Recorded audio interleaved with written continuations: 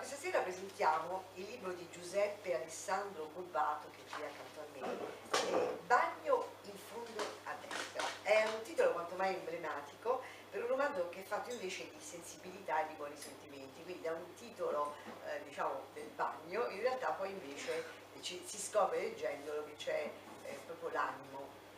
Ecco, è la storia di un quasi clochard, si chiama Fabio, che dopo aver rifiutato il consesso, il vivere civile, il rapporto con gli altri, e dopo una serie di avventure, incontri, rapporti umani molto articolati, molto intensi, ritrova la propria identità, ritrova il proprio essere e soprattutto, la cosa più bella, ritrova la propria paternità. Ho sentito prima che tu hai l'autore ha una ragazza, una figlia, e quindi evidentemente questo rapporto, poi lo vedremo dopo, è molto forte, molto intenso, e quindi è vissuto non soltanto diciamo nelle pagine del libro, ma molto probabilmente anche nella vita, nella quotidianità. E per questo il libro è veramente un susseguirsi di emozioni, di stati d'animo, di sensazioni e spesso anche contrastanti, e ci sono moltissimi personaggi che ruotano intorno a Fabio.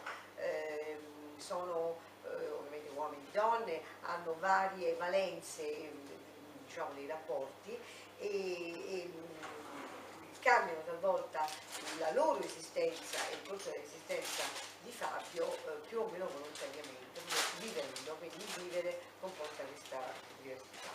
Ecco, volevo chiedere a Giuseppe Alessandro il perché di questo titolo e se è un titolo che, come al solito si dice, è nato prima l'uovo la gallina, quindi è nato prima il titolo e poi il racconto o viceversa, appunto, e questo è sempre molto importante, e se è legato Bagno in fondo a destra alla personalità, abbiamo detto, il clochard del protagonista. Sì, sì, senza dubbio è legato così, a tutta la storia, una problematica che il protagonista si trova ad affrontare varie volte, come dicevi tu, ha una vita un po' particolare, quindi ha questa difficoltà primaria da risolvere quotidianamente e diciamo il titolo è nato dopo, insomma. Che senso hanno? Cioè, che differenza c'è tra la parte scritta in corsivo e quella invece scritta in chiaro?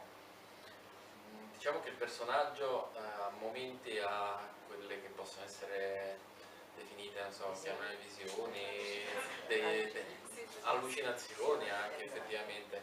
E il modo che ho sentito così più vicino a me per rappresentarle era così, insomma, cercare di anche proprio nel testo di cambiare totalmente il modo di scrittura per dare l'impressione di un altrove che si creava in alcuni momenti nella mente del personaggio. Un po' quello che è la poesia, poi in realtà la poesia normalmente è un andare fuori, un andare oltre, no? Il proprio essere e anche la vita della quotidianità, e quindi l'ho trovato molto, molto valida questa forma. Hanno senso onirico, no? Ti trasporta in una dimensione totalmente strana, e questa insomma è una delle cose che apprezzo di più. È ripetuta spesso, sì. Quindi devo dire che andando avanti quasi te l'aspetti, no?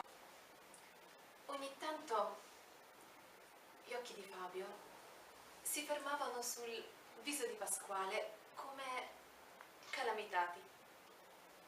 Pasquale non se ne accorgeva nemmeno, ma era una cosa che stava avvenendo in un modo curioso. Fabio non se lo sapeva spiegare quando accadeva, cercava di capire quali fossero i particolari che attiravano così tanto il suo interesse. Questa ricerca continuò per alcuni minuti, in cui il tempo sembrò sospeso. Un muto silenzio lo invase, a dispetto delle parole e delle risate che riempivano il locale. Fu in quell'apparente vuoto che la cosa si fece chiara.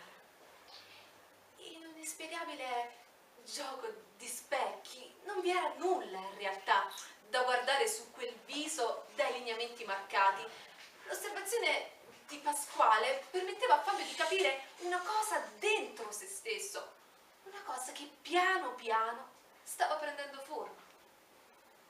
I contorni mano a mano si delineavano e tutto assumeva anche un colore ben definito. Stava emergendo qualcosa